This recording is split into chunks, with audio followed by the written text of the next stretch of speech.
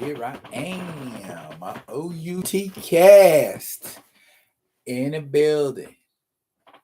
6 seconds live. Definitely gonna get live before everything is said and done.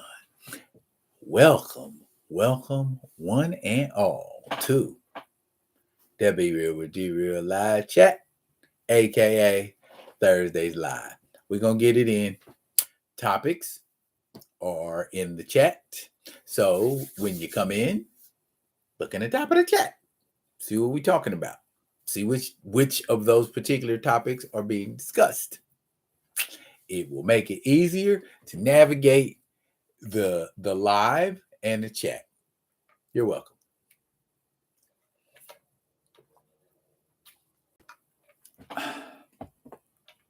I got my tea in my Panther cup. I got tea because that's what it's about to be. Okay, two people in the building. Two people in the building. One of y'all likes it. Thank you. Appreciate it. What are we starting with? Ashura first. Hey. Jay, what's up? Ashura, to answer your question, I think. What up? What up, B? What's good? What's good? Let me quiet my text noises.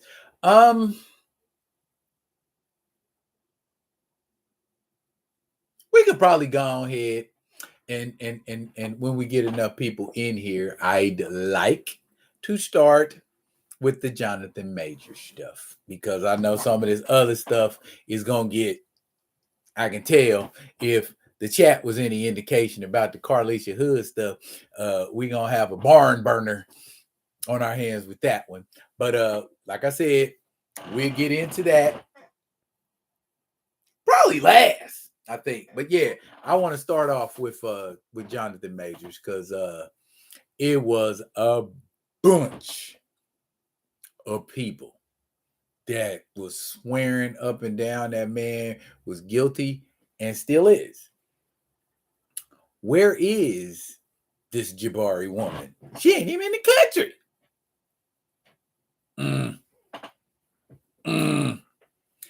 That tell you something right there. Okay. If y'all have not watched Chillmonger, he did a little 50-minute jump, because Chillmonger has really been Johnny on the spot with that Jonathan Major stuff. He just, he been dropping, the accuser, like she ain't, or at least she's not in New York from what I understand, and she got, I think they said, till the 3rd to show up. Only white people turn themselves in. Black people don't. We don't do that. You tell me I got to turn myself in a certain period of time, like, well, you just be waiting, because I'm not doing it. Come on, yo. What's good? Well, if you're accusing somebody of a crime, it helps to be there. It does. It helps your situation. Mario, what's good, bro? What's good? Y'all pulling up. Thank y'all for pulling up. We got these Steezer in the building. Okay, we got the usual suspects. We getting ready to have us as my mother used to say, a wing dang doodle. All righty.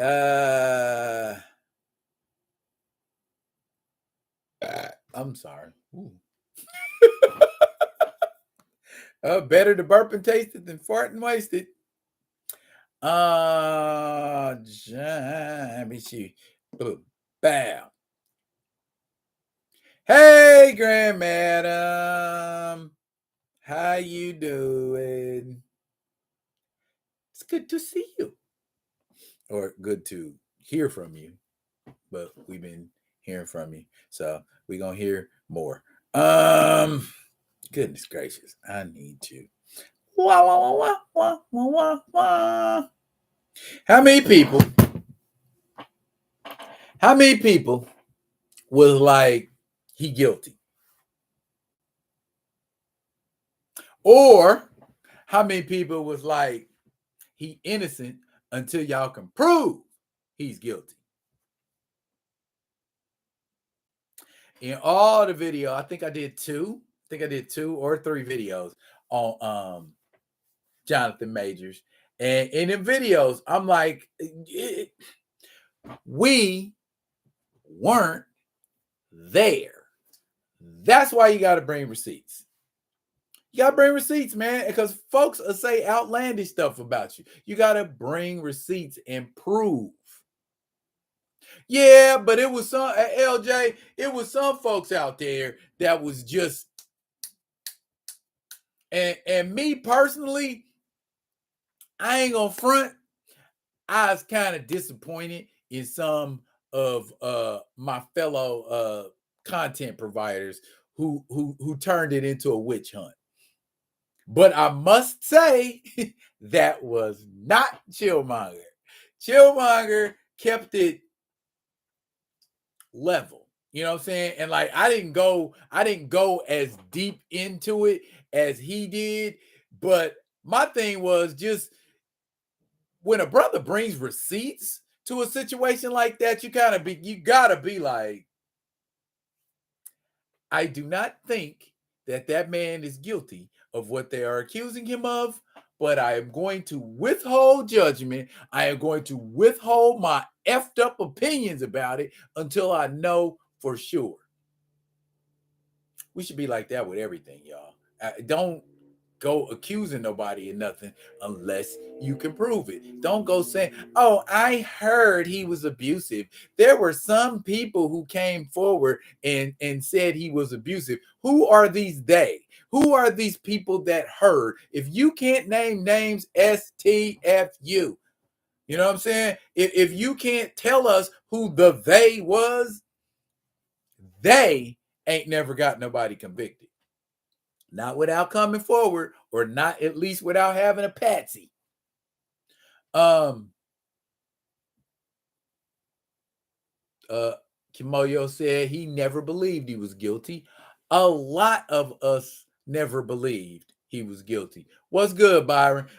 We talking about the Jonathan Majors I told you so moment. We talking about the Jonathan Majors. Why y'all calling that man guilty and bring it out all? Because I know I've told y'all several times before. I had a really close friend of mine that got into a similar situation like that with a white woman. And my thing is,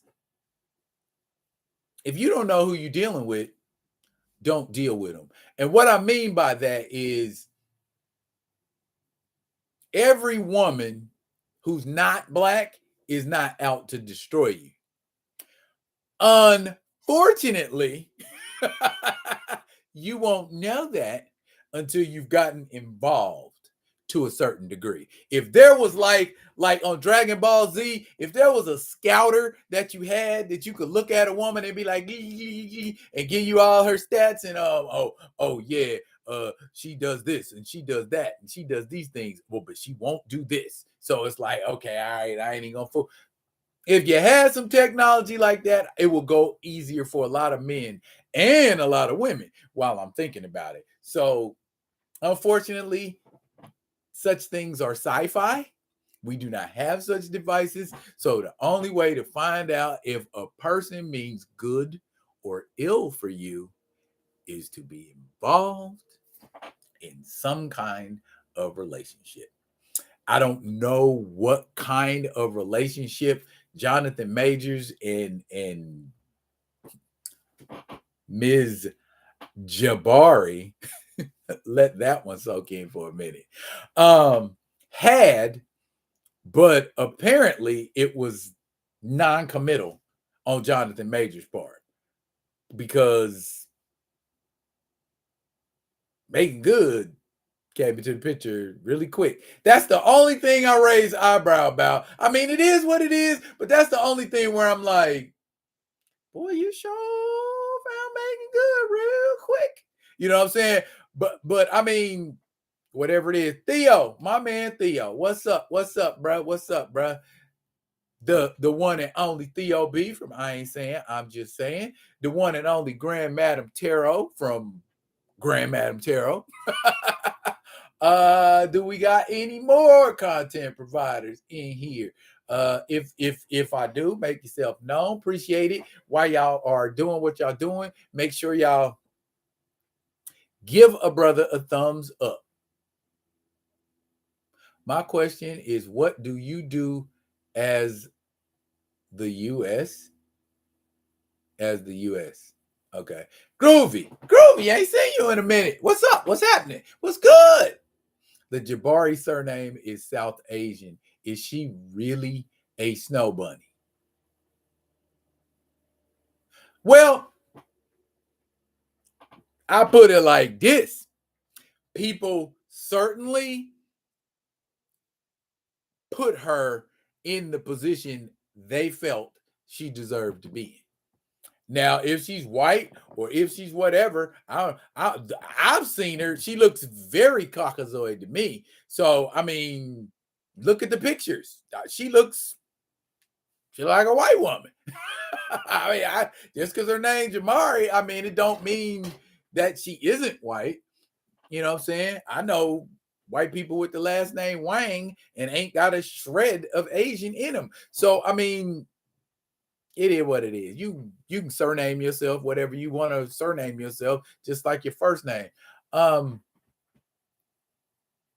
that's what I said, Kamoyo Kid. Unless the text she got pissed off about were the text he was sending to Megan. That's the only way I could see something happening to that degree. If anything, the man might be guilty of being disingenuous, if anything, because sometimes, young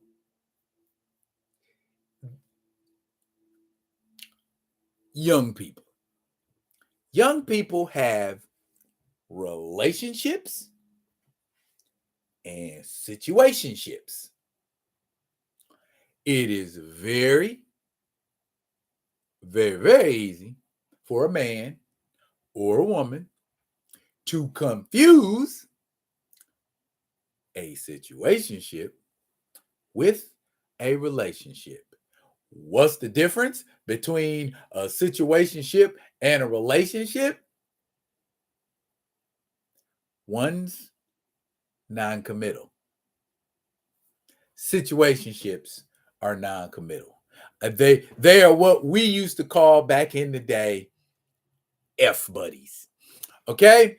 And now with a F buddy, an F buddy knows they're an F buddy so that things like this do not occur.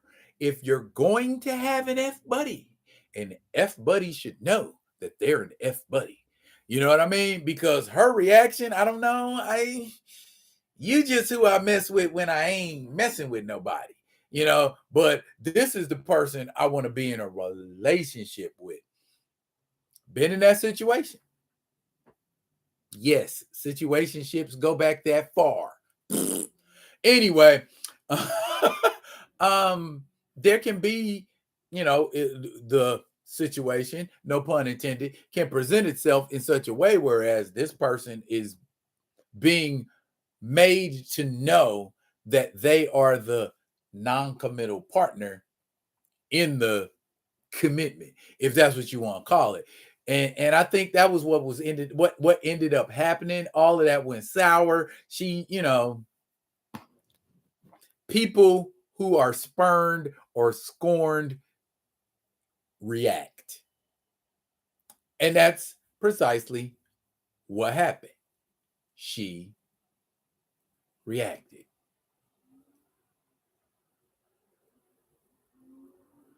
Okay, let me catch up. Okay. Badoop, boop, boop, boop. No, Groovy, I have not talked about Secret Invasion yet.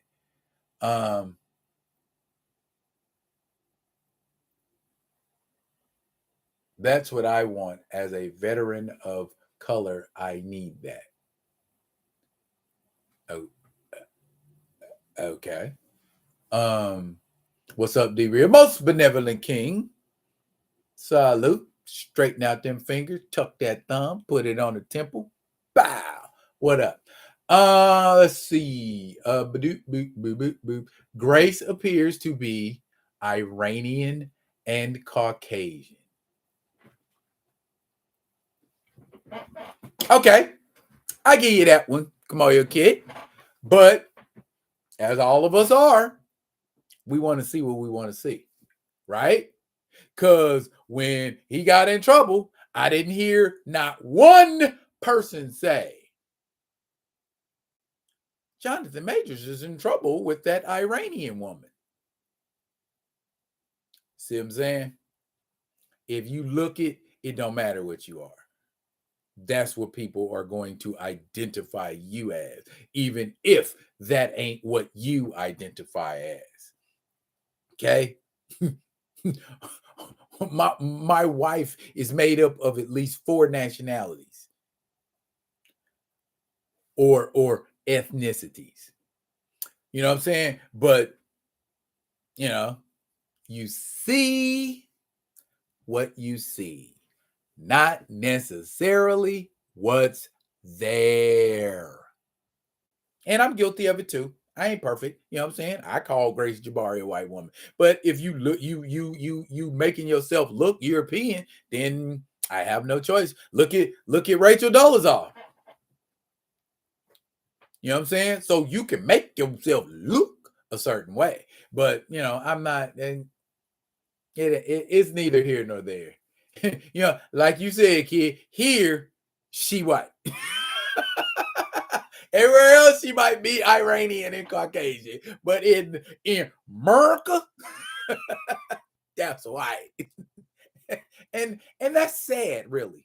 It's sad that we are not more ethnically aware, I guess would be the best thing to say. And when I say we, I don't mean y'all in the chat. I mean we as a country.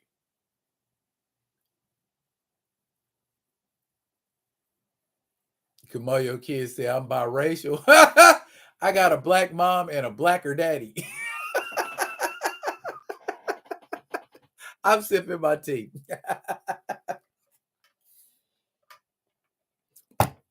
That's the case. I guess we all biracial.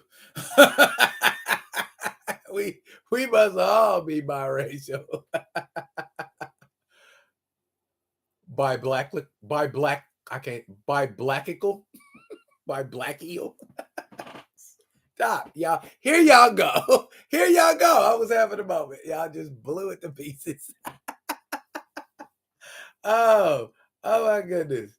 Long story short, I guess the gist of what I wanted to express is, and I would say in a way, indirectly, we can equate this same kind of perseverance to the recast T'Challa movement. Don't get tired. Don't get, if I might be able to quote a Bible scripture, don't get weary in well doing.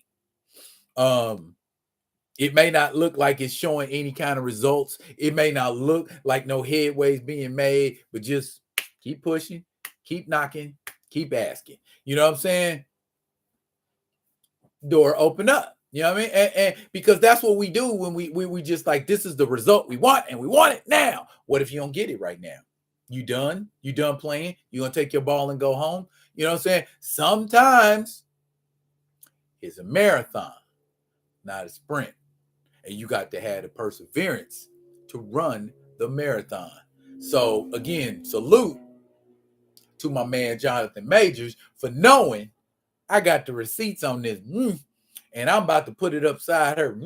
And we ain't gonna have no because Megan's here. Megan! Megan, say today. LJ Panther, you say, I meant to ask you about your coffee mug with the Indinka symbols. I need. You talking about this? You talking about that?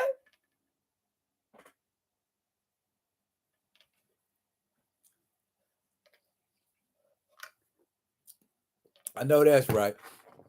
And that's where we at, and that's where we need to be. We have drawn our line at the Recast T'Challa movement, and we ain't budging.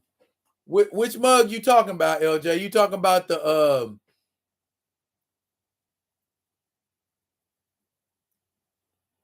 it's a coffee mug. All right, let me think. All the Black Panther coffee mugs I have.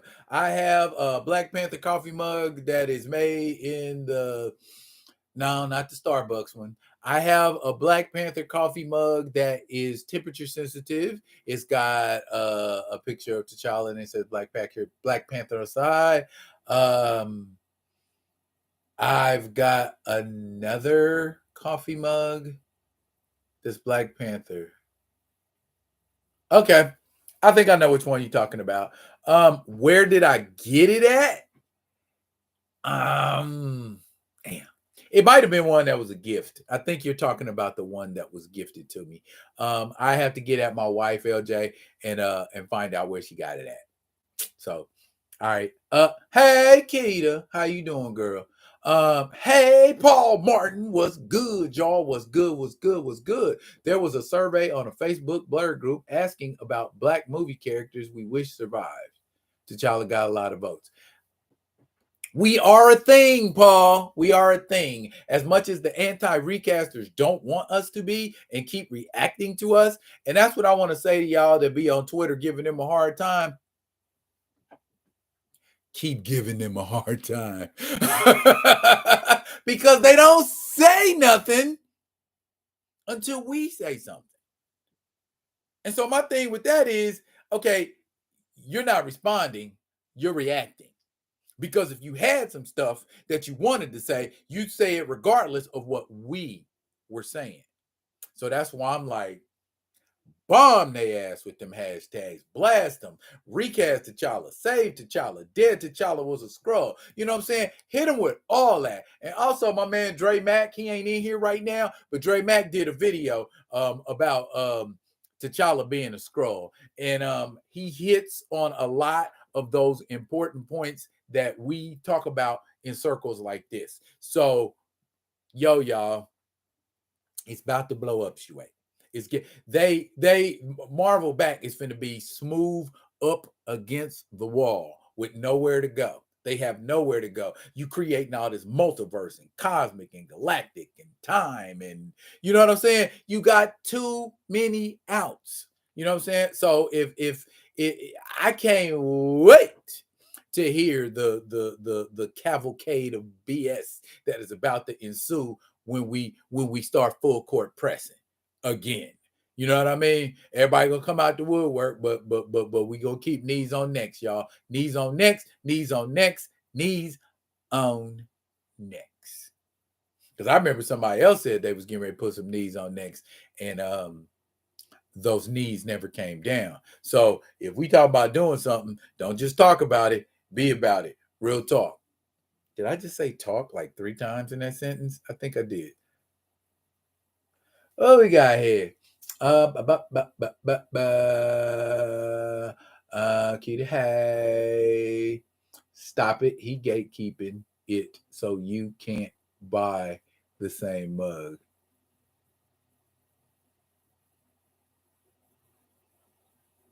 Oh, y'all want me to get up right now and go downstairs and bring all my mugs back up? I could do that. I ain't got no problem with it. I don't hate. I congratulate. And I don't nah.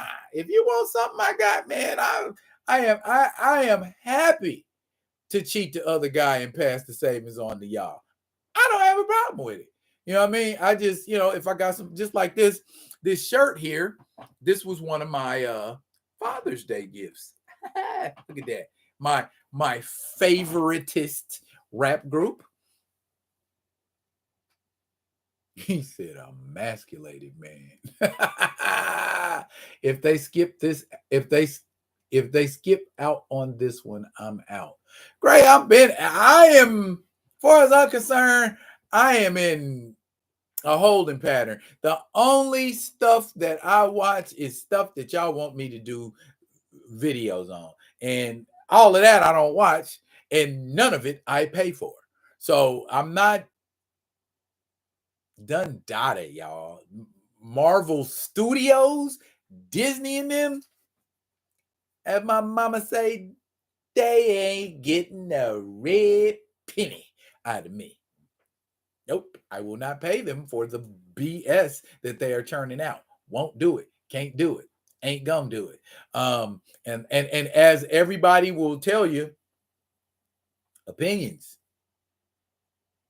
Opinions. There are some people that think Secret Invasion is great. There are some people who think Secret Invasion has more plot holes than Swiss cheese.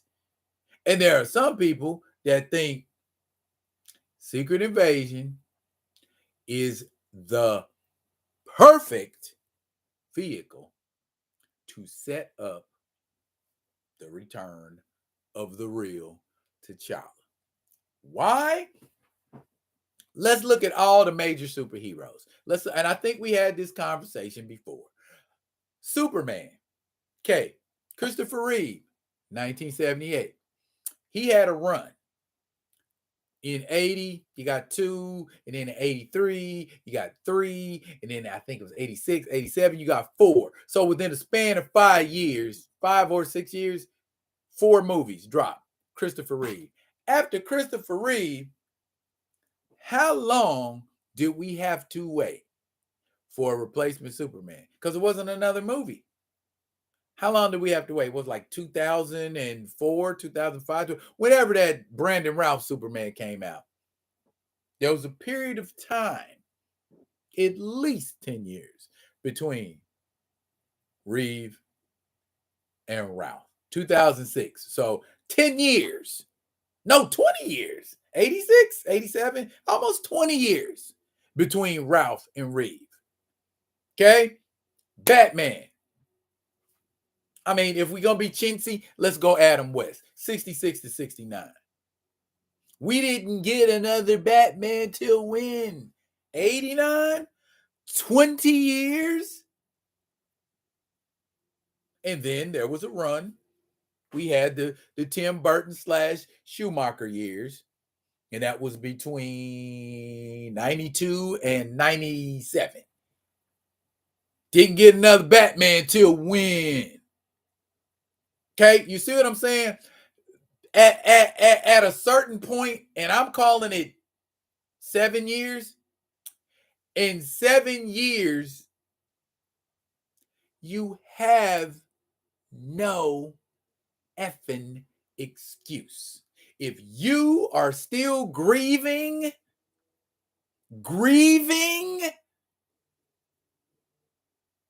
over Chadwick Boseman in 2025, the problem ain't the recast T'Challa movement.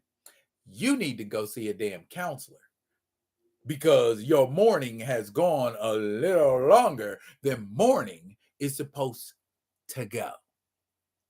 So I'm saying 7 years. 2018, 18, 7, 25. So 2025, there will be absolutely no excuse. Quiet as kept, there's absolutely no excuse now. But 2025, there will really be no excuse because time is not a factor in that equation any damn more. You need to recast the character. Stop effing around. Recast the character. Save yourself having people coming to press you about it and just recast the character. Period. It's so easy. It's so easy. Okay. All right, let's see what y'all talking about. Secret Invasion isn't bad, Mario.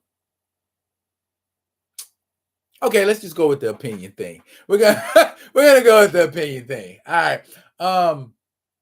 Paul Martin said it might have cost Lupita money, and easy out was having T'Challa and Nakia pull a Harry and Meghan.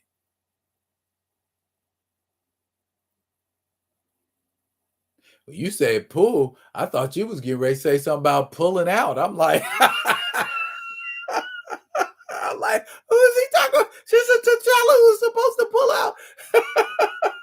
I'm sorry. I'm sorry. My mind just went there for a second because my eyes zero right into the word pull. And I'm like, is he talking about T'Challa pulling out? Anyway, yes, Gray, it is the perfect retcon device. Most benevolent king, to me, Secret Invasion is mid. Another opinion. I got issues with Secret Invasion. Only 2 eps in though. Well, D, there's only supposed to be what, 6, 7? So when you got that short season, stuff got to be moving like that. If it ain't moving, bruh, it's falling. You know what I'm saying? If the 3rd episode don't show us something, they talking about having super scrolls. Well, not directly, but they talking about having super scrolls, and we ain't even seen the super scroll. Or you're gonna have Groot's powers, and then you're gonna have Frost Giant powers, and we didn't get to see the super scroll that started it all. And we ain't gonna get to see the super scroll that started it all because MCU. You know, that's a great Fantastic Four villain.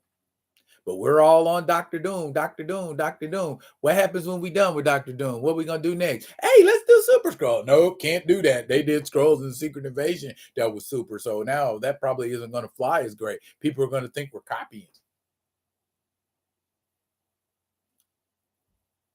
I'm a go ahead and okay. Yeah. But they had Superboy, Lois and Clark, and Smallville to keep the character visible and in the public eye. I agree, Gray, but everybody don't watch TV shows.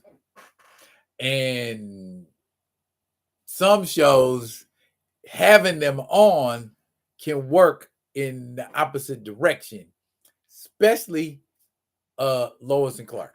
If you talk about Dean Cain, yeah, it was in the public eye, but that's not necessarily a good thing if we talking about the adventures of Lois and Clark. Grieving over a massive L. Bruh, I ain't the one. It just seems like anytime something get put up on Twitter about T'Challa or recast T'Challa or Black Panther this or that, it's always one. They know who to mess with. They know who not to mess with. I don't know who that what's his name? Montez, whoever that cat is, man. Don't do that. if you watch this video, Montez, don't do that. Don't do what you did on Twitter. Because I don't think you understand the ramifications of the situation you're facing. That's going to turn out bad. Very, very bad. So as just a courtesy, don't do that. Yeah. The best thing for you to do is make a statement and then go duck back into the shadows. Don't try to openly debate or discuss nothing with nobody because apparently it's obvious ain't no ammunition.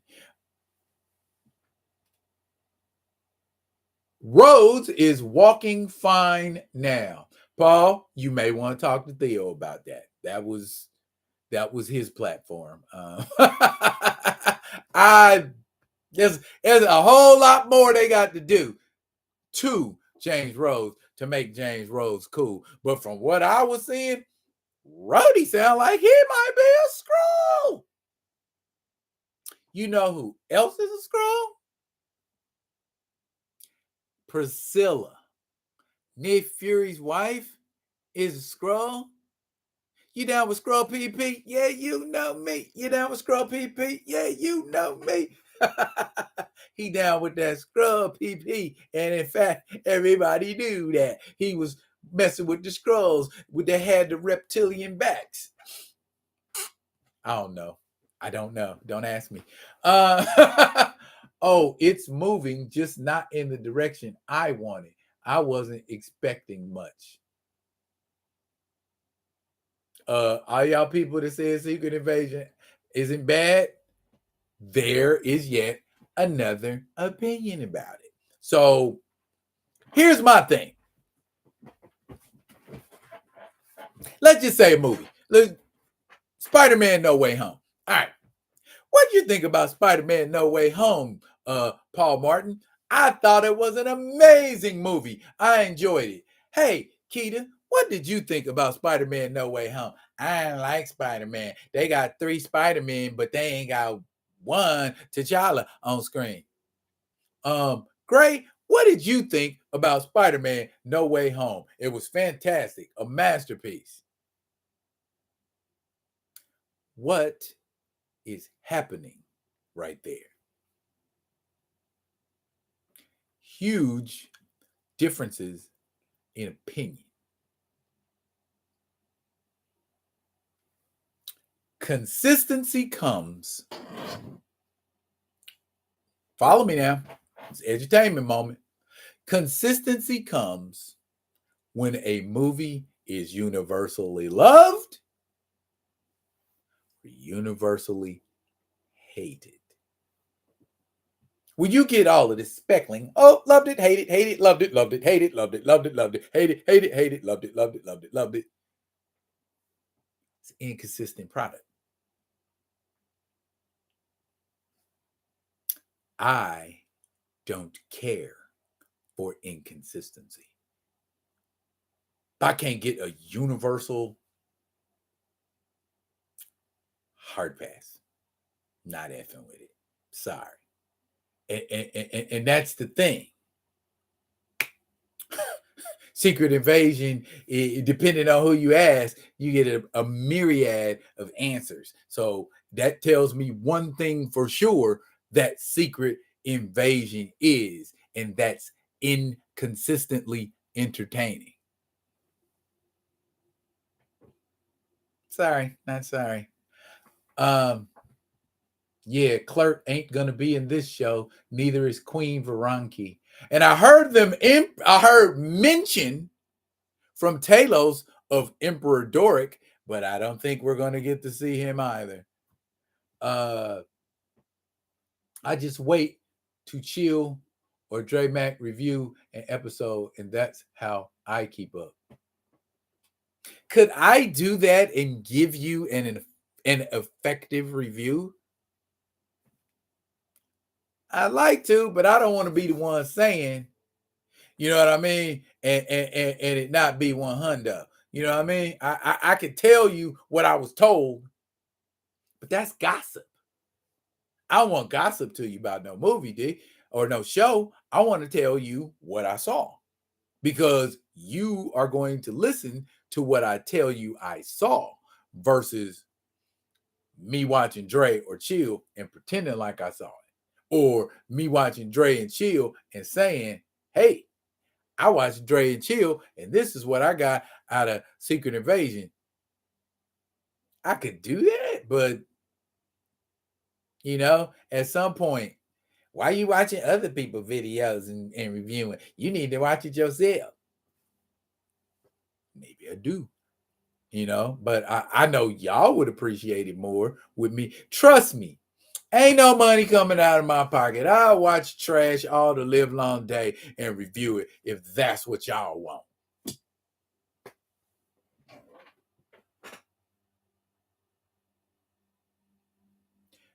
The Brood is the only scary alien race in Marvel to me. Okay. The Skrull angle could be used to bring a lot of characters back. And if they don't do it, or they just do it for 2 or 3 and don't do it for the ones that people have been clamoring for since 2020, Yeah. If they use this scroll plot device to bring back Tony Stark, bring back Steve Rogers, and another a bunch of other people, and don't bring back T'Challa, I ain't watching or reviewing nothing no more from them, because that's, I'm going to say it, bullshit, bullshit, and more bullshit. Period. Point blank. Skrull in love. Yeah, exactly, exactly. So if Nick Fury boning a Skrull, why couldn't Nakia have been? Or T'Challa, unknowingly? But I would think T'Challa's senses would hip him to something if T'Challa was, if, suspected that Nakia wasn't Nakia, or anybody wasn't who they were. So I feel like because of his senses, he would need to be taken out first or replaced first. And how do you do that? I don't know. With some scroll stuff. do do scroll women get camel toes, or do they get scroll toes, or some creature in scroll nature, like do they get a Barthok toe, or something? I don't know how that popped up. It popped up in my head. I'm strange. I'm gonna watch that Avengers Earth Mightiest Heroes Secret Invasion storyline again. That's the best outside the comics we're getting. I agree, D. And it was very well done, by the way. I mean, it wasn't canon, but it did show respect to canon. I can rock with that. Johnny Storm went with the scroll. Yes, he did. He had a baby with a scroll. Speaking of Super Scroll Clerk, I dug how Marvel brought him into their Annihilation storyline. He had a nice anti-hero arc. Yeah, I just read Annihilation the other day. Yeah, I dug his and Nova. No, because I like New Warriors. I like Rich. I like, he went down Nihilus's throat and, I don't know, pulled out some jello. I don't know, but it was dope. It was dope. I enjoyed it. I am curious if any Skrulls and War Dogs who infiltrated Shield knew about the Hydra infestation and said, "My name is Bennett and I ain't in it." One of those plot holes we were discussing earlier. She stays secretive and secluded. Scroll toe. In comics, Galactus ate their main homeworld. The Annihilation Wave decimated their other worlds. Their reasons for wanting Earth are lame, especially in the series. We're mad at you, Nick Fury, because you got blipped. Nick ain't had no control over that. You want to be mad at somebody, be mad at Carol Danvers. That's who the damn Skrulls need to be mad at. What happened to Carol? She got beeped.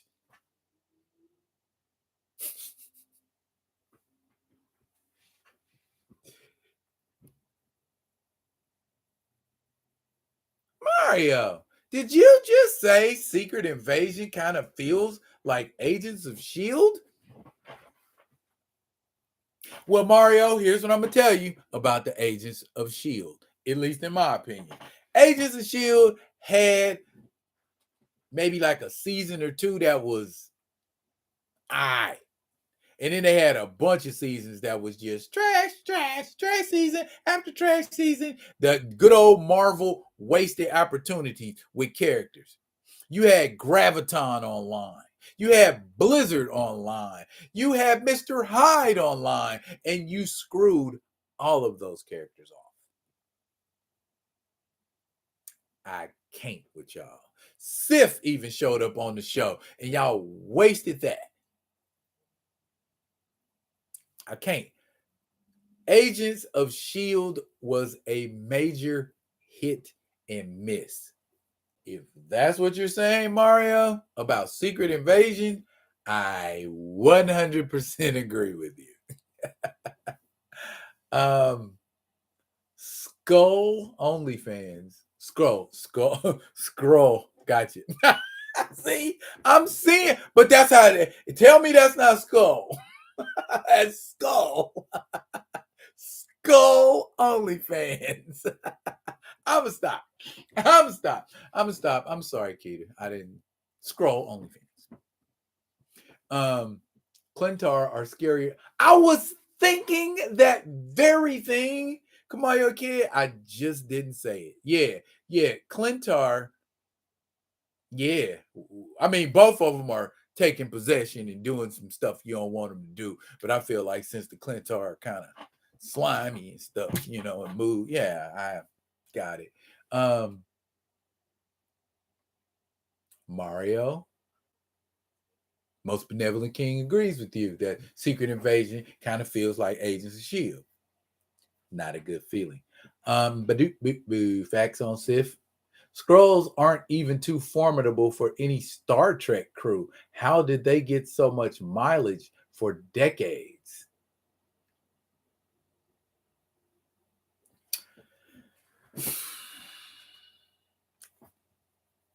Here's my thing. There's always a classic story that stands out, and people decide, I'm going to take this story and redo it. Because it seems like that's all this generation wants to do with anything is remake everything. Now, the Kree Skrull War back in the day. Hold on, since it's right here.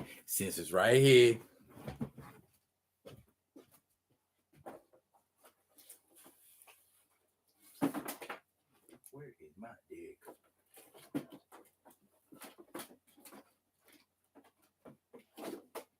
Only reason I pulled it out is because it's nearby. My slabbed Avengers 97. Don't hate, y'all. Don't hate. My slabbed Avengers 97, which is the conclusion of the Kree Skrull War. I haven't seen anybody effectively try to duplicate that, but take elements out of it and like try to build something that wasn't really there. The case in point that I'm getting at is this. Secret Invasion was I feel like it was kind of the answer to the Kree Skrull War, because the Kree Skrull War was the Kree's big flex, if you will. And you got to see what the Kree can really do when they like ready to wreck shop. And that's kind of, doing what they do with what they had available. The Kree are all about firepower and energy and technology and just kicking a mug into the dirt. Whereas the Skrulls use their innate natural abilities, shape-shifting, to wage war. And they use that to wage war. And you got to admit, in the comics, Secret Invasion was a cool-ass flex for the Skrulls, because the Skrulls really hadn't been doing too much of nothing besides the Skrull cows getting ate and turning human beings part Skrull or giving them Skrull abilities. That I really see what else was going on with Skrulls. Skrulls never really did anything of note other than produce the Super Skrull. And then, like, during the John Byrne run, they aged the Fantastic Four. I really can't think of any cool things that the Skrulls did that was like, oh, that's a Skrull thing. Or if it was kind of anticlimactic. That's where I'm at with it. Anyway, Secret Invasion. Yeah, see, these things are what I'm talking about. Skrull Kill Crew. My man ate some Skrull cow. Because remember, I don't know, little brief history. Edutainment is what I do. Way back in, I believe it was Fantastic Four number 2 or 3. No, 3. 2 or 3. It was issue 2 or 3. The Skrulls. That first appearance of Skrulls. Reed Richards hypnotized Skrulls into shapeshifting into cows, and they stayed cows. And then we never visited those cows again for decades. Then here come the 2000s, and we find out, oh, them cows got slaughtered and got ate, and Muggs ate Skrull. And so the people who ate Skrull got abilities. You would a person eating an alien be considered a cannibal? Well, not unknowingly. I get it. I'm just throwing it out there. Forget Nakia, Okoye, or Ramonda would be a better choice for scrollification. Forget or don't forget. Perfect return for Ramonda and her son. Yeah, they glossed over the Kree in a major way. I thought the Kree and the Skrulls were mortal enemies. If the Kree and the Skrull are mortal enemies, one little incursion around Earth wouldn't be the only one they had. They talk about them, but we want to see them. That's what we want to see on Secret Invasion. I want to see some outer space intergalactic stuff, but we ain't getting that right now. Most Benevolent King said they sure have gone out of their way to point out that Fury is a black man on the show. Never saw them do that in any other MCU film or TV show with him in it. 3D Man should have been in this show, Mario. Hi. Yeah, maybe. 3D Man. Which 3D Man? Hal Chandler or Delroy? It wouldn't shock me if the comics or cinematic versions of Wakanda flipped Skrulls to work for them. The Kree should pull up, kid. I think the Kree should pull up. I mean, if they're the cause of all of this grief, why we don't get to see what they up to? And what are the Kree up to? Secret Invasion was about Queen Varanki's religious ideology. It was foretold that the Earth belongs to the Skrull Empire and all of that interesting stuff. That part. That we mad because Carol Danvers didn't come back and get us, and Nick Fury didn't say nothing because he couldn't because he was fucking blipped. That Swiss cheese. That's dumb.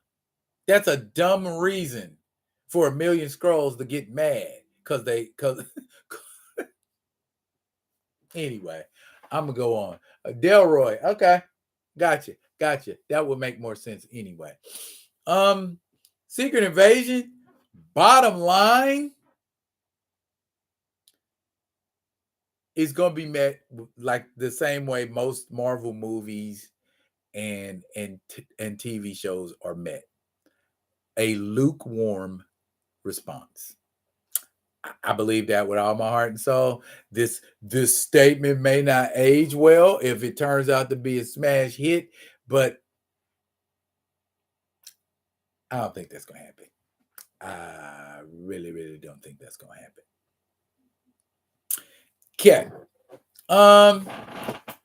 We ready to get into this Carlishia Hood thing? Are we ready for this? Because I've been doing some thinking about it all day long, and stuff just keeps popping up in my head over and over and over again. There are a crap ton of inconsistencies with this situation. A crap ton.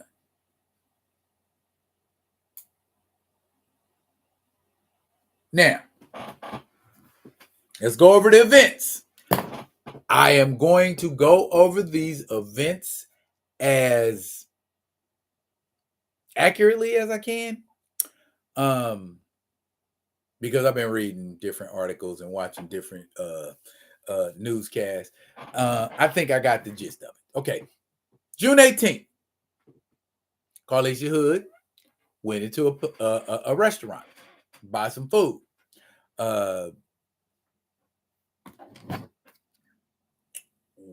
We ain't gonna miss no names, family. We ain't gonna miss no names. We ain't gonna miss none.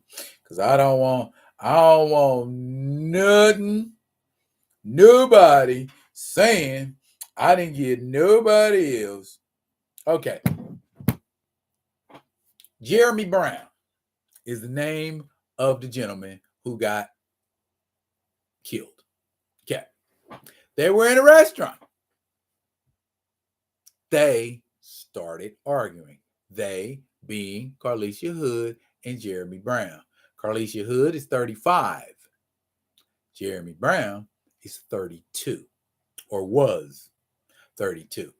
Now, you can see Jeremy Brown on video screaming. He's frustrated. He's angry. He looks angry. I ain't gonna say how Carlishia Hood looks in the video, but to me, it doesn't look like she's angry or as angry as him. But people display anger in different ways, so that's neither here nor there. Bottom line, Jeremy Brown said to Carlishia Hood, lady, get your food. Then he said, lady, if you don't stop talking, I am going to knock you out. Then he said, on my grandma. When you put it on a family member or your children, you mean what you're saying. If I say on my mama, if I say on my daddy, on my kids, what I'm saying, I 150,000% mean. Word is bond. She didn't stop talking. He hit her. He didn't just hit her. My man reared back like he was in a life or death struggle. He was throwing Hulk type haymakers at this woman. He must have really wanted her to be quiet, huh? If you swinging like that, he was swinging for the fence. I mean, and it watching that alone was so appalling that I found myself wanting that Negro to get shot or something bad happening to him. Now, I'm not looking at it with subjective eyes. I'm not looking at it with no emotion. If you're trying to analyze a situation like that, at least for me, if you're trying to analyze or find the gist of that situation, what really, first question I had, what was they arguing about? What were they arguing about that prompted a 32-year-old man to start wailing on a 35-year-old woman? Making no excuses for it. I am not making excuses for it. That's first.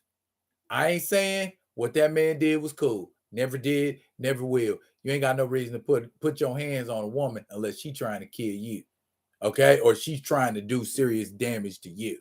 Okay? That's the only reason I see putting your hands on a woman is to protect yourself.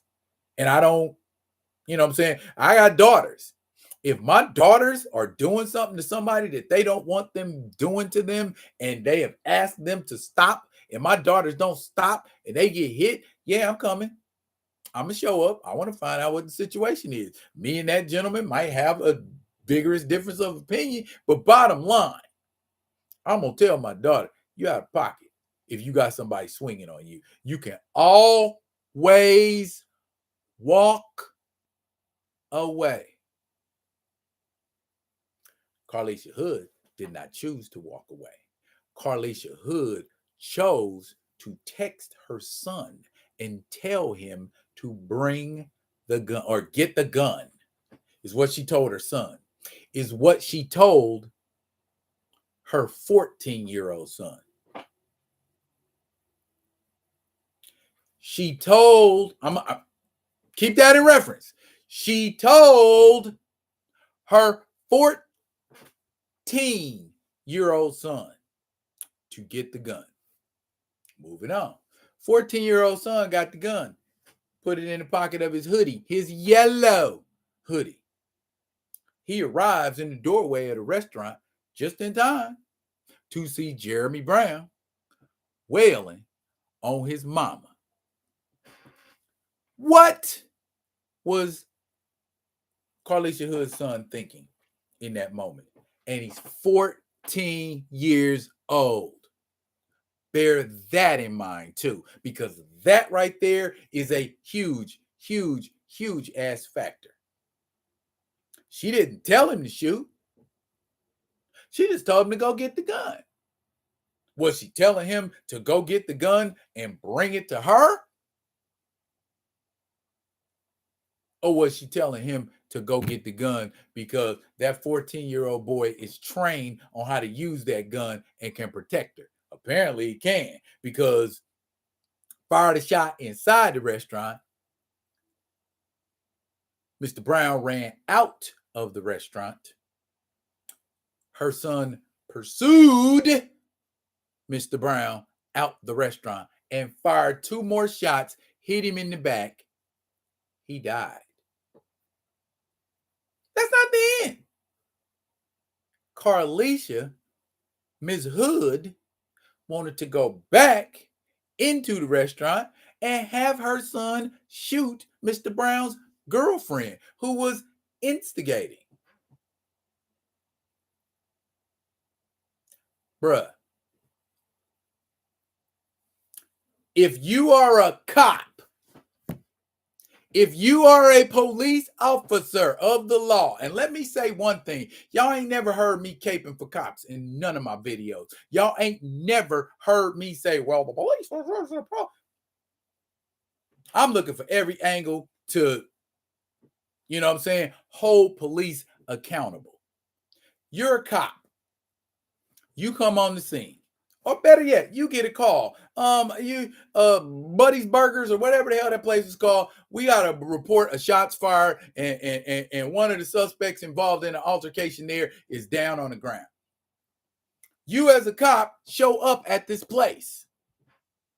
Chaos. Folks screaming and hollering. There's one girl crying, oh, this crazy little boy, he came into the restaurant with a gun and his mama made him shoot my boyfriend, and his mama was going to try to shoot me. Hypothetical, but something similar could have happened. As a police officer, don't you got to get to the bottom of what's going on in that situation? Don't you?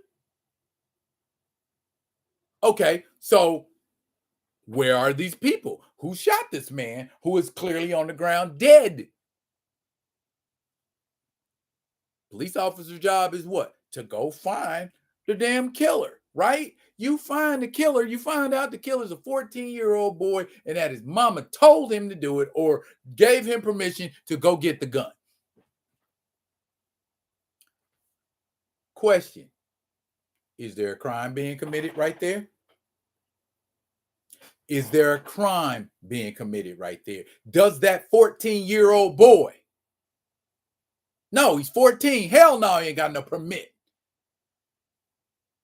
That's a crime right there. Period. You told your son to shoot a woman. That's not a crime? You tried to take the gun from your son and shoot that woman. That's not a crime? Okay. Regardless of if it is or isn't a crime, all charges were dropped. I'm cool with that. I'm cool with that. All charges dropped. But now you're trying to sue the fucking police department in Chicago? For what? You committed a crime and you got off. Period. That was messed up what that dude did wailing on her. I agree 100%. But to say she did not commit a crime, that's inaccurate. I ain't saying she need to go to jail. I ain't saying none of that. I don't know. I ain't no judge, jury, none of that. But I know for a fact she didn't know if Mr. Brown was going to come back seeking revenge. Right? So then that means she made the decision to have her son end that cat right there on the street. She made that decision, which means what? Premeditation. Kill him. I don't want him coming back. If that's in fact what she was thinking when she told him to go outside and finish what he started.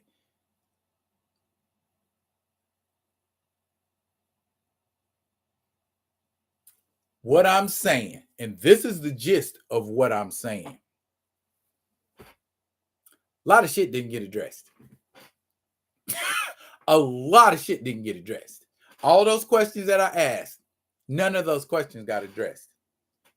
You know what I'm saying? And like I asked in the video yesterday, if that same scenario goes down and it's a white mother and her white 14-year-old son and it's still a black guy and he does what he does, are we going to react the same way?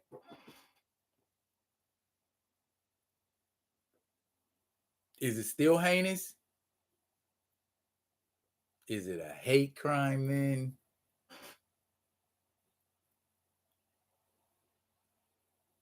There's too many questions. You just got off a murder charge, and the first thing you want to do is sue somebody? That looks a little sketch to me. That's just me. Y'all, you say what you want to say, but that looks a little sketch to me. I'm behind on these episodes. I mean, on these comments. Let me catch up. Black Twitter said he came for a burger and left with wings. Too soon. Too soon. I love us as a people, but why are we so quick to resort to physical force?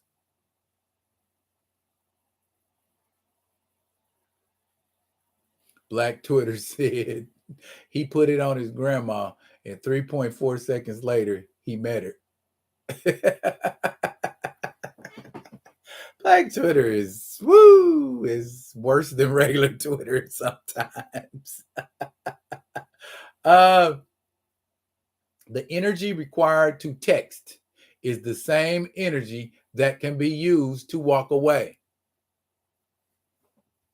Now I'm in line. I done ordered my food and I ain't going nowhere. Guarantee you something like that or something similar was said. I'd be willing to bet money on it because she wasn't done talking and she had to get her. Well, I'm going to get off what I'm going to say. I don't care what you say, little boy, with your tight pants. She had to get off her chest what she needed to get off her chest. And that's precisely what she did. Yeah. So, I mean, you telling me, that's what I'm saying.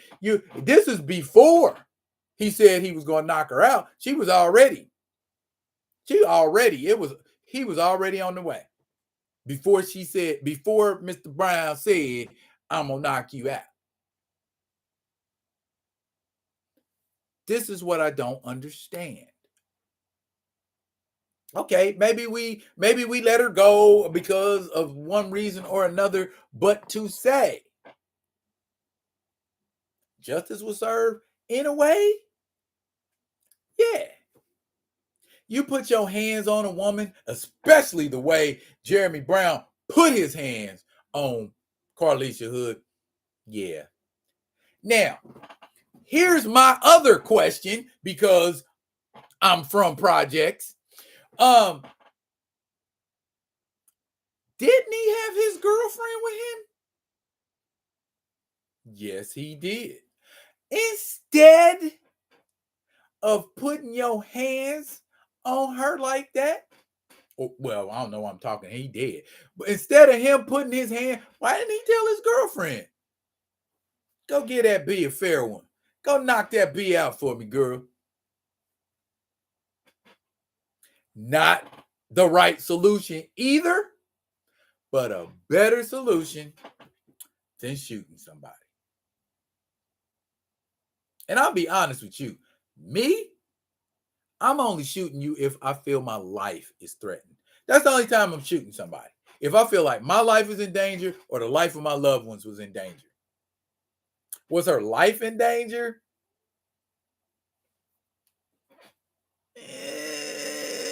Depends. If I'm getting hit in my face, I might think my life's in danger. If somebody's busting me in my mouth, I might think I'm in danger. I might think it's life threatening. I mean, how do you measure what is or isn't life threatening if you ain't in a life threatening situation? Your life is freaking ebbing out of you. Shit. That's how you measure if you're in a life threatening situation. Bruh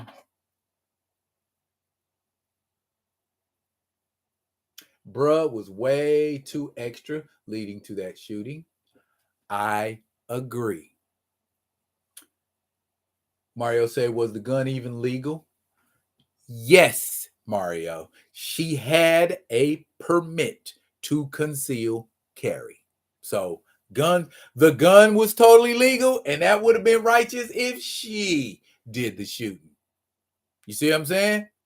Now, 14-year-old kids executing mugs is just something I cannot abide by. I understand. I mean, man, I don't know if she was in a life-threatening situation, but allowing your kid to be a executioner, I don't understand that. I mean, if you, I would have to see the text. Did the text say, go get the gun, or did the text say, bring me my gun? From everything I read, it just said, go get the gun.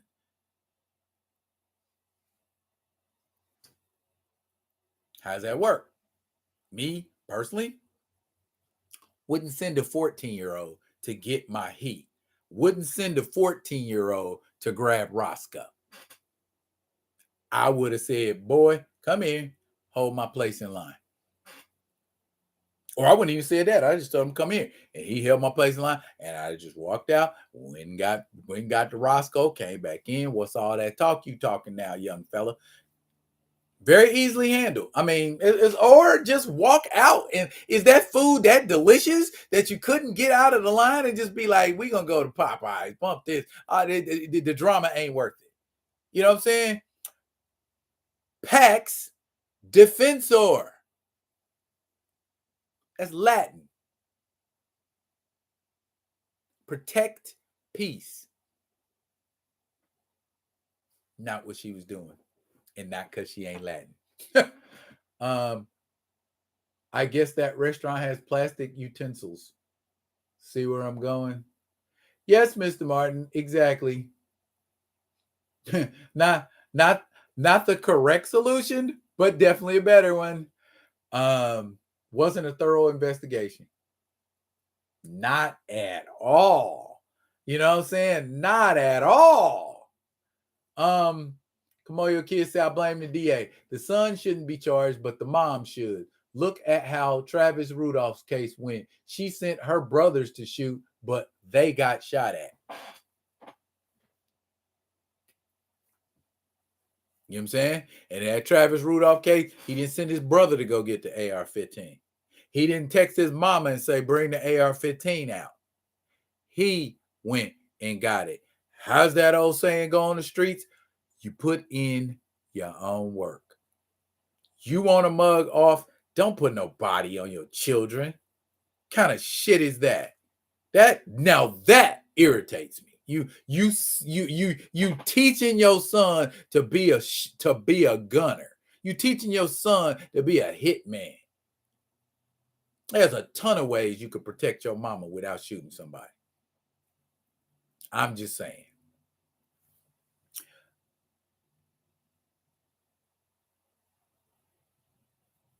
What would have, that's my point right there, Kamoyo. What would have happened if Brown was packing too? You don't think Miss Hood thought her life was in danger? Grand Madam, I'm going to be honest with you. I don't know what she was thinking. I don't. I wasn't there. And it's a cop out, sounds like, but I was not there. I don't know what she was thinking. I saw the video at a glance. Yeah, when you're getting your ass kicked, you might think your life is in danger. You might. I mean, yeah, maybe she did think her life was in danger. But if she thought her life was in danger, at what point did she think her life was in danger? Did she think her life was in danger when she was getting hit? Did she think her life was in danger when he said, "Oh, my grandmama, if you don't stop talking, I'm going to knock you out"? You didn't think that was in that right there is a crime. She could have just walked out the building, called the police, said that man threatened her. She had 8 billion witnesses in that bitch. Okay? So, sending your son to get a gun, that was not the solution. She could, just like Kamoyo Kid said, she could have walked out of there. She could have left. Now, if he pursued her out the restaurant, that is a horse of a different color right there. But the option to leave is, and that's everything I ever learned about conflict in martial arts and in conflict resolution. Distance is always your best friend. Always. Put some distance between you and the situation. Period. That would have been the easiest, safest thing to do. But she had to say what she had to say. That was life-changing and important for Mr. Brown, and he needed to hear that information. How important is what was what she was saying? Was she trying to diffuse the situation? Was she trying to calm that brother down? If that's the case, he overreacted more than he should have, because he was already overreacting. That you will get no argument from me. That display was beyond extra.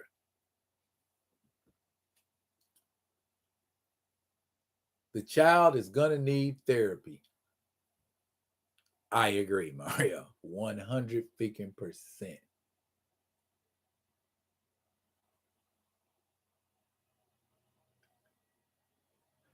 The 14-year-old, yeah. I mean, and that's what I'm saying.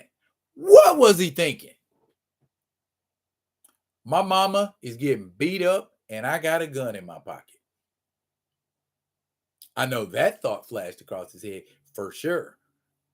But whatever the situation was, he pulled out the gun, let off one shot. One. Who's to say that first shot wasn't the shot that killed him? I don't know. I don't even know if that first shot hit him or not. That's what I'm saying. I need to see him. There's a whole bunch of stuff going on. You get shot and you run out and somebody chases you and they shooting at you while you running. I don't know. Is your life in danger if the person you thought was in danger in your life is running? Is that person going to come back? How do you know they're going to come back? Where are they going to come back to? That restaurant? Do they know where you live? Is he going to follow you home? I don't know. And Carlishia Hood didn't know either. She did what she felt she had to do. I get that. But don't involve the child. Don't involve the child. That's the problem I have.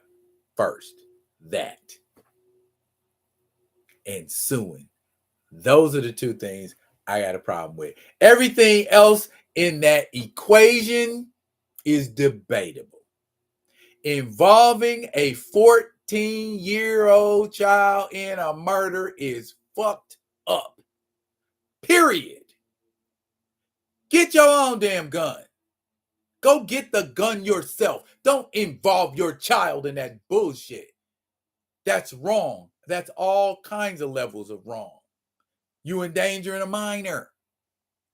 And whatever other various couple of minor infractions that caused. That, handle your business. It took 5 seconds to go out there and get that gun if you was really dead set on shooting motherfuckers. If you was that dead set on shooting some people, you could have went and got your gun yourself. She wasn't hemmed up. She wasn't in the corner. He wasn't blocking her way from leaving. She could have walked out. She didn't. She chose to stay in line and argue with that man. I ain't saying who's right or who's wrong. I'm saying what happened. She made the choice to stay in and argue. Why you fucking argue? What? Where are we at? The woman was backed into a corner and called her son to bring the gun. And you don't see the problem with a 14-year-old child bringing a 35-year-old woman a gun. Okay. It's about survival. What was she supposed to let Brown beat her to death? No, Grand Madam. She wasn't supposed to let it get to anybody beating anybody. Did she think that he didn't mean what he was saying? You was testing the waters. That's what that was. Don't nobody have the right to put their hands on you. I agree. Wholeheartedly, 100%. Don't nobody have the right to put their hands on you. But if you think a mug's about to put his hands on you, you gonna keep pushing the envelope? I'm not saying it's right, but if there's a guy 6'10", 300 pounds, and we get into an argument, and that 6'10", 300-pound man tells me I'm gonna knock your head off of your goddamn head if you don't shut up, we just gonna have to have a smoky moment. You know what I'm saying? I ain't talking, but when that big joker leave, I'm gonna be talking again. That's simple. I'm not trying to create no situation where it's like, no, you wrong, no, you right. I'm saying there's a whole bunch of inconsistencies in that situation. There are. You can't say there aren't. Grand Madam, you're kind of making George Zimmerman's case. I ain't going there. Come on, your kid. I had to pull a friend away from getting her block knocked off at a parade. Learn to walk away. If she hadn't, she would have been struck and I would have had to hurt the guy. She couldn't get away to get the gun. Watch that video one more again, Grand Madam. She is not being curtailed in any way. He is not keeping her from stepping out of line and walking out. None of that. I didn't see none of that. If she couldn't get out of that restaurant, it's because she chose not to get out of that restaurant. She wasn't trapped. Where was she trapped? She wasn't trapped. That's my whole thing. She had the option to walk out. Who was keeping her from leaving? And somebody telling me stop talking, I don't think that's exactly somebody who's trying to curtail me from leaving that facility. If they saying stop talking to me. If somebody's saying to me, stop talking to me, and they getting irritated, that means they don't want to talk to me no more. They don't want to have that conversation. And that's all that was going on at that time was talking. There wasn't no physical altercation involved. When you see it, and he was already extra before he said anything about hitting her. He's already just chest out, noise, hollering, screaming, bouncing all around the restaurant. That would have been a good time to disengage. He's ramping up. And you continuing to talk to someone ignorant like that is ramping them up more. That's all I'm saying. It might have been a survival situation. I agree. But I mean, I sincerely doubt, and this is just me, if he was, then there's a whole different problem, that he was going to beat her to death with his bare hands. I don't think that was what was going to happen. If it was, I mean, how about the men in the restaurant? I don't know that, but I'm saying, bottom line, inconsistencies. Inconsistencies. If I gotta survive, I'm going to survive. I'm not going to depend on my children. If I gotta get out of that damn line, I'm getting out of the line. Period. If you stop me from leaving the restaurant, guess what? I have a case. If you put your hands on me at any point while I'm walking out of this restaurant, I have a case. But you calling a minor to handle a gun is probably like real low on the totem pole as far as how to handle it, at least in my opinion. Nonsense. I have had to fist fight grown men who thought they could harass me because I was female and I was the last one standing. When it comes to survival, I am not nice and I don't give a damn about the law or combat etiquette. Yeah, what Paul Martin said. You didn't go get a gun. You knuckled up. You fought back. That's a fair one where I come from. But going straight to a gat and having your son get it for you, and again, I wasn't there. We don't know the little nuances and things that went on in that conversation between her and that gentleman and made him go all the way off while she's still trying to. I mean, she looked somewhat more reasonable than he did. He was, big arm movements and this kind of thing. I get that. But my thing is, again, you involved your child. You involve your child. You involved your child in Chicago that's known for ending black men in summertime on an annual basis. You got to think a little more.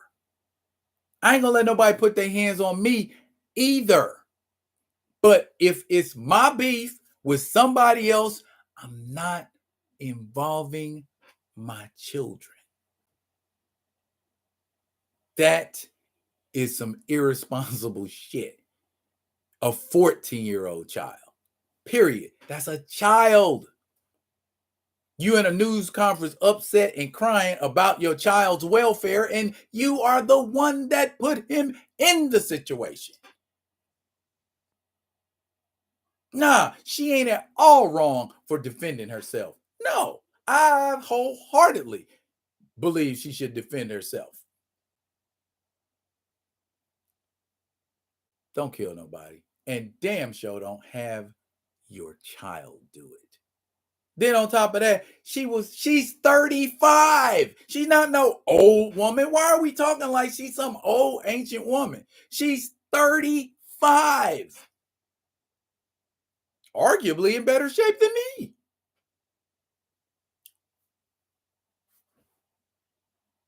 Okay, I get it. Survival of the fittest. You say something crazy to me, I'm going to kill you. That's the world we live in. Got it. So I won't say nothing to nobody. That's how I feel about it. If everybody's hair trigger and ready to go off and murder, you know what I mean?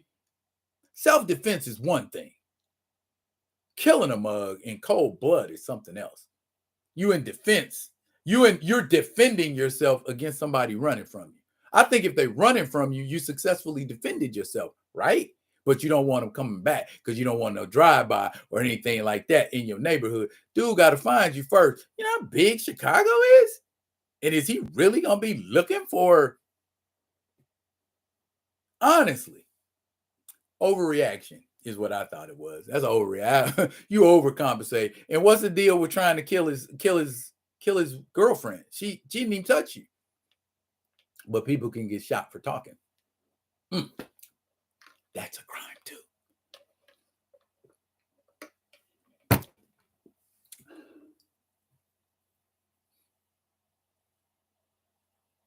Paula had a baseball bat and a flyway. If I had a gun, I would not hesitate to use it. Also, why was the gun in the car if it's Chicago at night? As I said, Kamoyo, there are a lot of questions. A lot of questions. And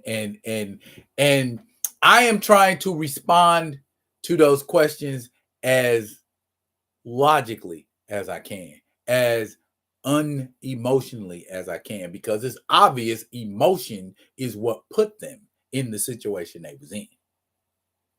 Emotion is what cost that man his life. Emotion is what made Miss Hood think it was a good idea to have her son deliver the weapon of death and then use it.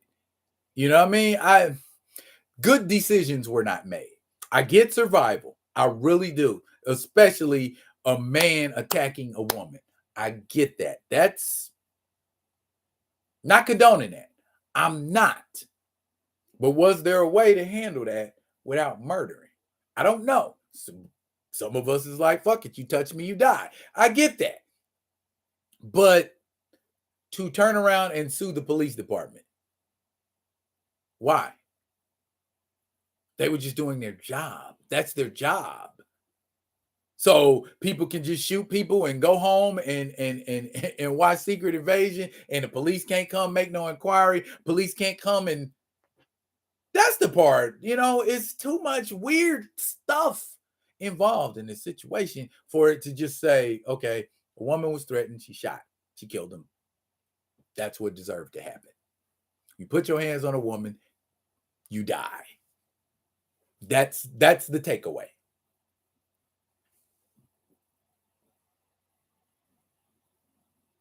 And that's where I'm at, Kamoyo. Keep the same energy when it's a white person.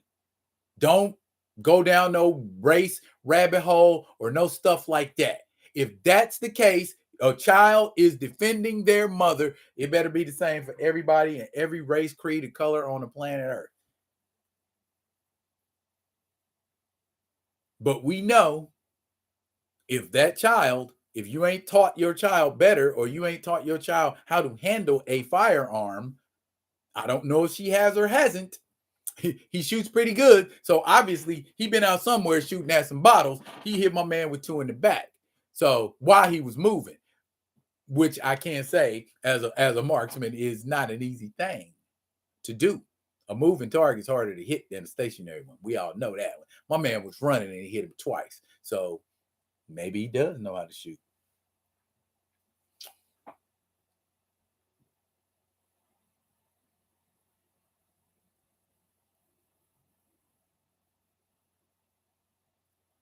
It wasn't cold-blooded. They know that environment better than we do. Yo, Andre, I'm going to go with that. Let's go with that, because that's what I've been saying. There's a bunch of stuff I don't know about this situation. You know what I mean? And a lot of it strikes me as peculiar. D-Real and I aren't saying the guy beating her should have got a free pass, but the gun was the nuclear option.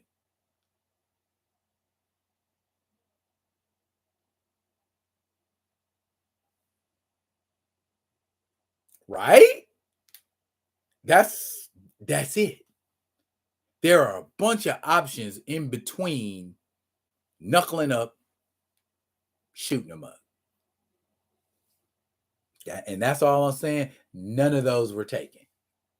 Exactly. The weirdest possible option you could have took was the one that was taken. But again, as Gray said, I don't know the environment. Still strikes me as weird. I grew up in the Chicago area for a bit. Several of my family members lived there, but they all moved out west and down south years ago. Some of it because of situations like that. I get that. But there's also those situations where you're trapped. And when I say trapped, I don't mean trapped like you physically trapped. I mean like maybe her financial situation does not allow her to just up and leave Diesel. Maybe she's laid down roots and there's things that need to be done there that she can't just get up and walk away from. So when we say if you don't like the situation, move. I mean, it isn't as easy as that to just get up and move. So I get it.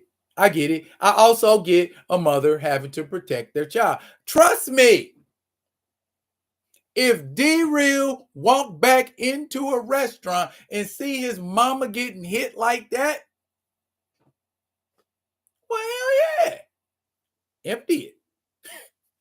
Empty it. You know what I mean? That's your mama. Empty it. Yeah, you got to protect your mama, but my thought process is it should never have come down to that. I don't know if there was another option. I would like to think there is another option besides go straight to shoot a nigga. I mean, see, y'all got me dropping in bombs. It I don't know. I don't know. You know what? We're gonna talk about this for a little bit. I'm gonna finish these comments and then I'm gonna get to this book because it seems like it's polarizing, and that's not what I want to do when I talk about it. I just want to discuss it if we are emotional about it. Probably should disengage from this conversation because that's not what I want to do. I'm not trying to piss people off, but just as I respect an opinion, mine should be respected too. And that's all I'm saying. If we don't agree or see eye to eye about something, I'm not mad at anybody about that. Okay. We having a conversation, we have an open dialogue. That's all I'm trying to do because it don't make no sense, man. It don't make no sense to me. It don't make no sense. It don't make no sense. But everybody with a concealed permit obviously don't need one. A concealed you're gonna make me look up the criteria. I'm gonna look up the criteria. Okay. Some criminal cases are not as cut and dry as they are reported. I agree, especially with this one. There's a bunch of stuff clearly that has not been reported. Brown should be incarcerated, not dead.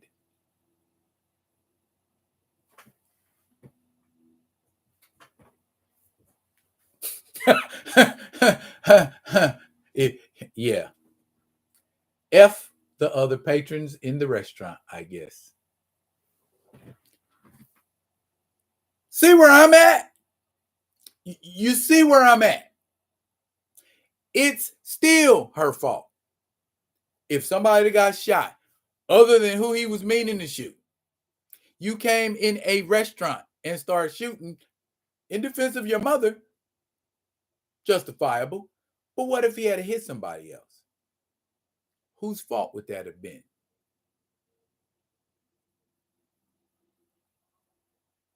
I get it. Survival. We don't care. Y'all can all die. Just don't live in Chicago, I guess. Apparently, if folks is just like, we gonna blast you.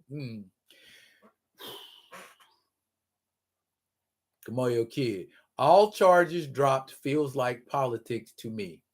I still live in New Orleans. Chicago is just a bigger version. Her having that gun is why she was jawing with that dude. That makes sense. That makes sense. No, I'm just speaking in general. I got a homie on the south side. 15 people got shot at a club a few blocks from his home. And again, Not beefing about people getting shot. Some people need to be shot. But who decides that? If it's my wife, yeah, you're going to get shot. But if there's another way, see, here's what you don't teach 14-year-old children when you give them a gun. You know, Billy, you can actually shoot someone and not kill them. If I'm going to hand a gun to a 14-year-old, if I'm going to allow a 14-year-old to handle a gun, I'm going to teach a 14-year-old everything they should know. You got a concealed permit. Disseminate that information down to that 14-year-old so he doesn't become another statistic. They looking to throw black men in jail, black boys in jail. How much percentage of the jail population do we make up? Don't make it easy for the mugs to throw us in jail. That's where I was. You got your 14-year-old putting in work. There's another black man we ain't going to see because he's going to be in jail for 30,000 years.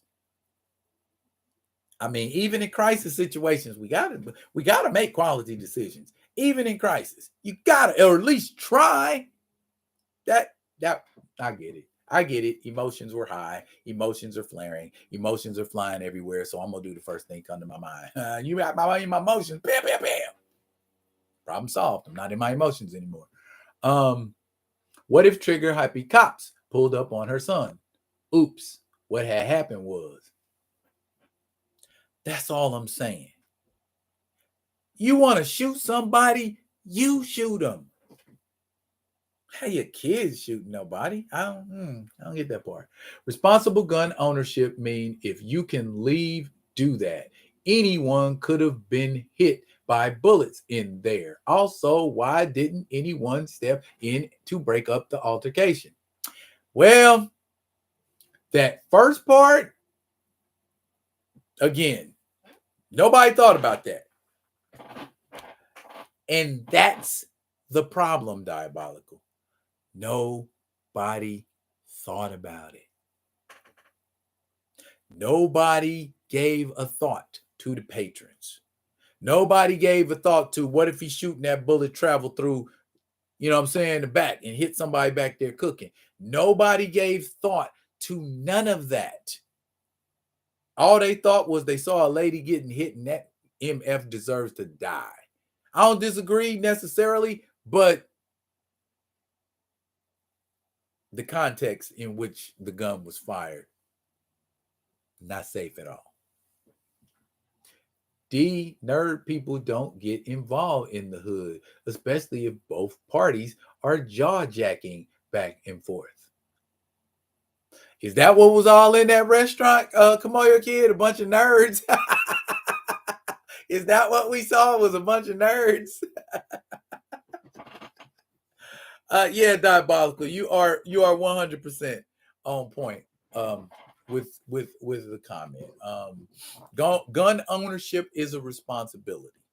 I own 2 guns. Okay, my guns are for home protection because if you are in my house, you ain't got no business in my house. Me out on the streets, we can always argue about who did what and why, when, where, blah, blah, blah. You in my house, righteous kill. I'm willing to deal with that in court before I deal with something like that.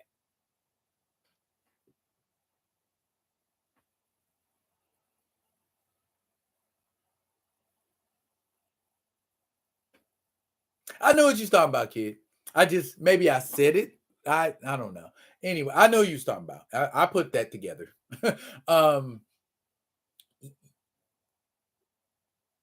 Afterwards, though. Nerd people, the people don't get it. Yeah, they don't for the most part. But that's something different. That's a whole nother problem. You're right. I have several items for home protection, but just for what you stated. If my house is being kicked in, my go to will not be my AK because of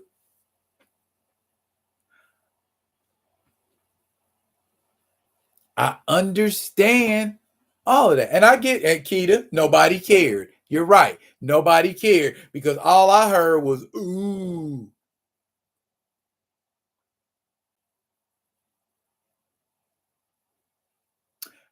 Hey Dre.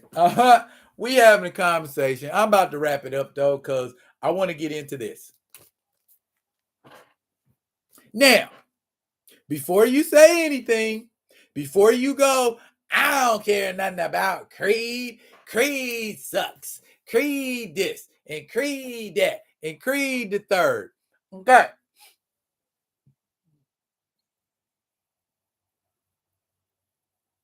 Okay. Yeah. Okay. Yeah. Get y'all shots off. Shots.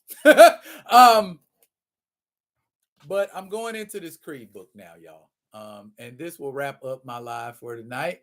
Hopefully I ain't I ain't lost no friends. Um I was at my LCS yesterday. I picked up the Adventures of the Bootleg Avengers. That's exactly what they call themselves too. The Bootleg Avengers. Um Avengers Beyond kind of iffy, but I want to see where it's going. The Avengers and the Beyonder, there's a person apparently that the Beyonder took his powers from. The Beyonders or people, excuse me. But bottom line, meh so far is where I'm at. Is where I'm at. But I saw this as I was Boom Studios. I saw this as I was walking to because I went and got another Black Panther variant. As I was walking to the counter to pay for this, I mean to pay for the Black Panther stuff, I saw this. It's not about Adonis Creed. So that's what piqued my curiosity. Amara Creed has her own comic book? Yes. Pretty snazzy, huh? This comic book takes place in 2029, I think. 2033. 2033. This comic book takes place. I am not sure how old Amara would be in 2033. I wasn't paying attention like that. But we got who's the writer? A lady. Latoya Morgan and Jai Jameson are the writers of this book, and Wilton Santos is the artist. So that's Wilton Santos. I like her mouthpiece. See her mouthpiece?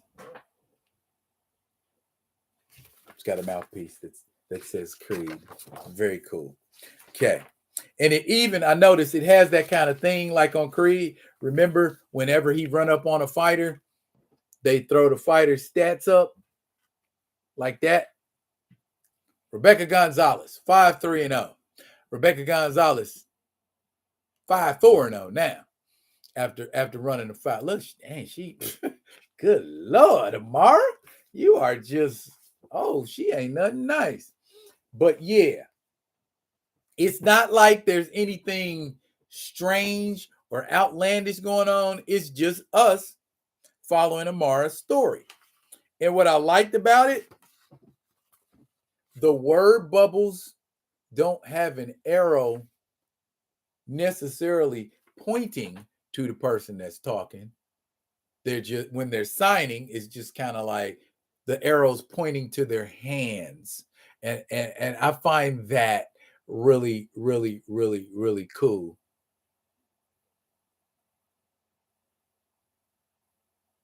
Where are Apollo's kids from his wife? I don't know. They ain't in this book, Paul. We talking about Adonis and his kid. Why? I don't know what happened to Creed's kid. Well, I'm sorry. It does. It has really nice color into it. That means DJ Chavez, the colorist, did a fine job. From what I'm seeing, and do you think, does any of those images, are they reminiscent of Tessa Thompson and Michael B. Jordan? Does that look like Michael B. Jordan and Tessa Thompson in that book? Michael B. Jordan kind of looks like Michael B. Jordan in the book, but that don't look like Tessa Thompson to me. I'm just saying. Far as I know, kid, ain't no Kugler. Dre, you've never seen the Creed trilogy. All right, well, it's okay. Dre is worth it. I think watching the Creed trilogy is well, yeah, totally worth it. Just kind of continues the Rocky legacy. And if another franchise wanted to try to, no, it doesn't. A little bit, yeah, it's Michael B. Jackson. And he is continuing to train baby girl to fight. So it was legacy is something I've been really big on in the past couple years, because I'm wanting, to leave legacies and things for my children, and I'm just kind of fast tracking those kinds of things. So I think that was one of the reasons why I grabbed this book and I started thumbing through it, and it was just like, oh wow, cool. But here she is. This is her little homegirl right here that just kind of jocks with her and hangs out with her, and she's getting ready she gets into another fight, or not gets into a fight, but she's in another fight. You ain't into boxing movies, Dre. Okay. That's okay. But they are good sometimes. Boxing movies can be feel-good movies. Boxing movies can be, I guess, instructional, I guess, in a way. Not into boxing movies. Why would you not be into boxing movies? But anyway, she actually gets in the ring and fights a guy. So, yeah, we get to see Amara Creed knock out a dude.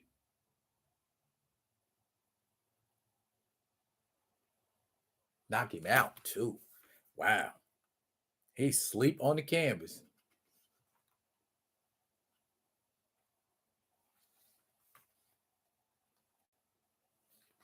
And apparently, this young lady is the beast.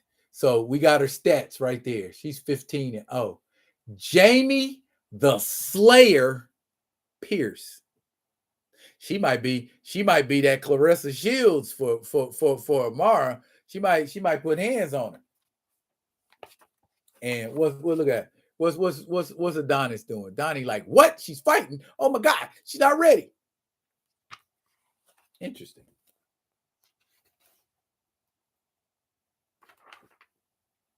See, her daddy saved her. She was getting ready to get in the ring with old girl. And let's see what old girl say. See what she said to her. Saved by daddy.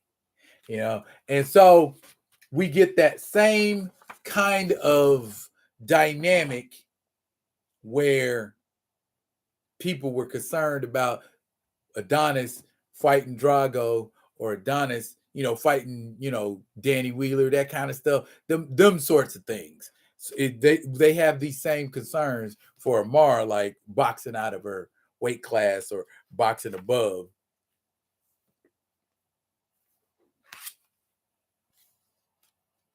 But then, who I don't know who mentioned it earlier,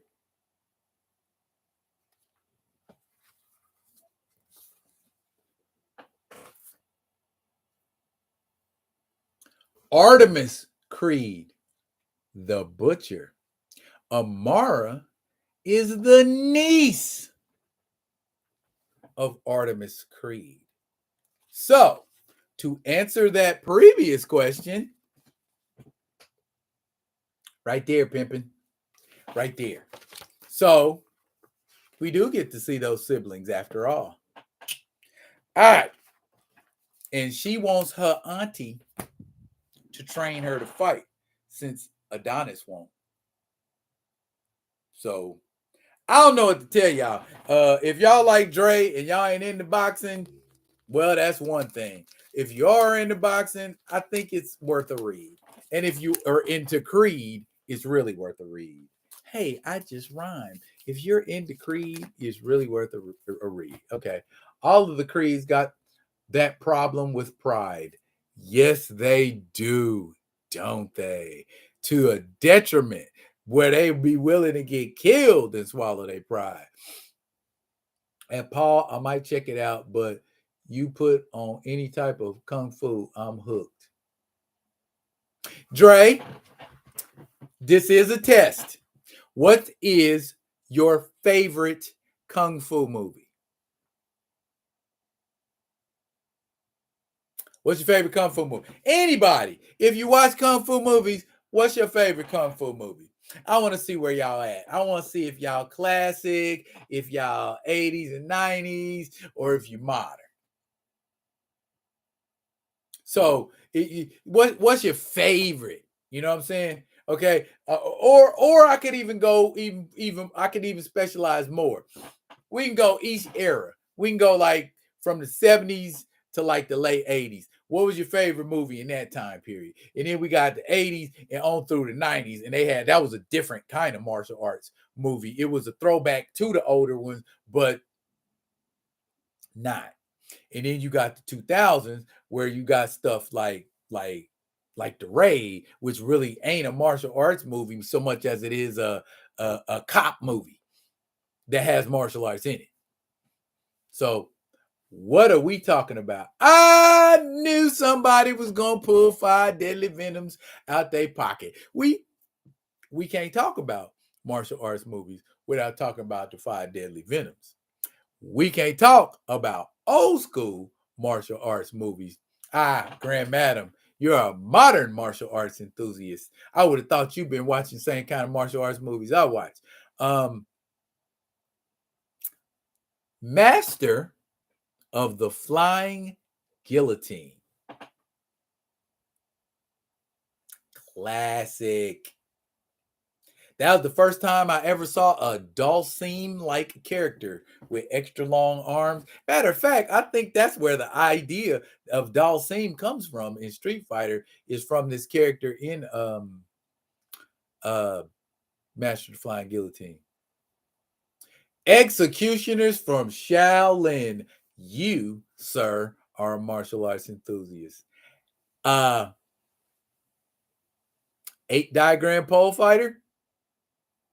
The first Drunken Master, where he's fighting what's the guy's name? Thunder Kick. That's a good movie. Okay, Enter the Dragon. Okay, all right, okay, all right, okay. Jackie Chan and Sammo Hung are in Enter the Dragon. Oh, and Yun Biao. If you blink, you'll miss Yun Biao. Can't pick a number one favorite, but Enter the Dragon set it off for me. 5 Fingers of Death set it off for me. Lole.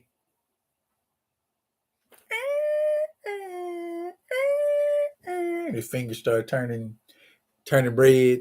The 13 Cold-Blooded Eagles. 5 Element Ninjas. Return of the Venoms. Good God, man. Shaw Brothers, I could go on all day. Keita said the whole damn thing. Kung Fu Theater.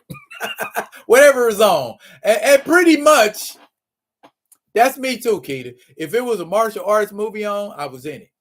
You know what I mean? What was the one? Master Killer. The 36 Chambers.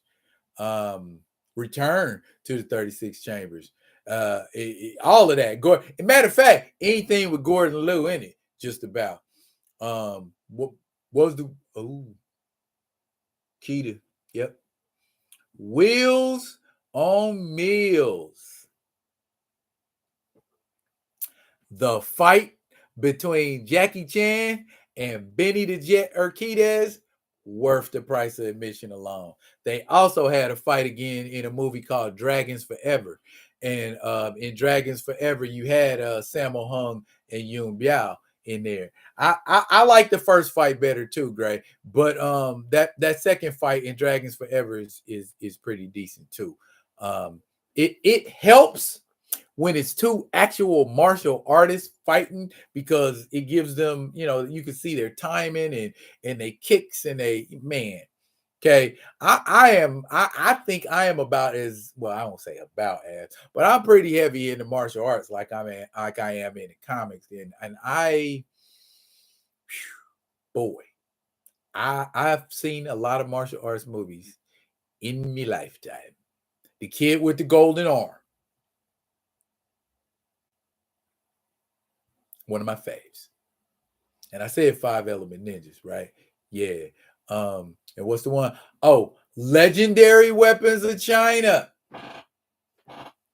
Lau Kar-Leung. That little fella can move. He also directed Jackie Chan in a few movies too. But yeah, 5 Deadly Venoms is my favorite. Executioners from Shaolin. Okay. Dre, I suggest that you watch Masters of the Flying Guillotine. Starter kit stuff. Master of the Flying Guillotine, The Flying Guillotine, the first one, and Legendary Weapons of China. Legendary Weapons of China is one of those movies that comes on and it's a dude doing martial arts and while the credits is rolling. It's one of those. But yeah, check those out. I think you would enjoy them thoroughly. Look here, y'all. We have been here 2 hours talking, chopping, gripping, tripping, flipping, changing the script and doing what we feel like doing. And this is why I rock with y'all. This is why I rock with everybody that is in here. I have the utmost respect for everybody in here. I love what y'all do, and I love how y'all do it. I appreciate y'all rocking with me. Continue to rock with me. The best is yet to come. Check it out. I will be coming at y'all with another one of the other ones. And until I do, y'all be good. Be good to each other.